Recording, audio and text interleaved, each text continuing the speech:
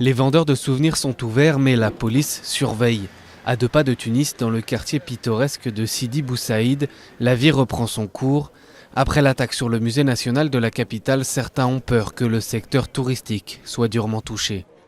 C'est vrai que ça fait un choc parce que c'est tout près, parce que on doit être ce soir normalement à Tunis, demain matin au Bardo, donc on se dit ça passe pas loin, donc voilà, c'est quand même perturbant quand on l'entend, c'est désolant. 21 personnes ont perdu la vie dans l'attaque du musée Bardo, des dizaines d'autres ont été blessées. Un attentat revendiqué par le groupe État islamique qui a menacé de mener d'autres attaques. Depuis 2011, les forces tunisiennes sont aux prises avec des groupes djihadistes dans le sud du pays, renforcés par le chaos en Libye voisine. L'islam est contre tout ça. Qui a dit qu'un touriste, il faut aller le tuer? Chez nous, c'est un péché dans notre religion. C'est incompréhensible. Moi, je porte la barbe, je travaille avec les touristes, je fais des photos avec les touristes. On rigole ensemble, et c'est quoi le problème? Le gouvernement tunisien ne veut pas que la peur s'installe. Le musée va réouvrir ses portes pour les visiteurs dès mardi prochain.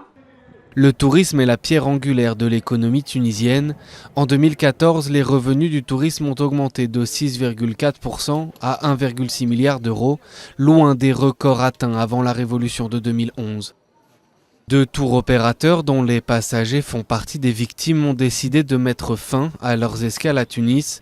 Mais à la foire du tourisme de Paris, beaucoup assurent que ça ne les empêchera pas de voyager.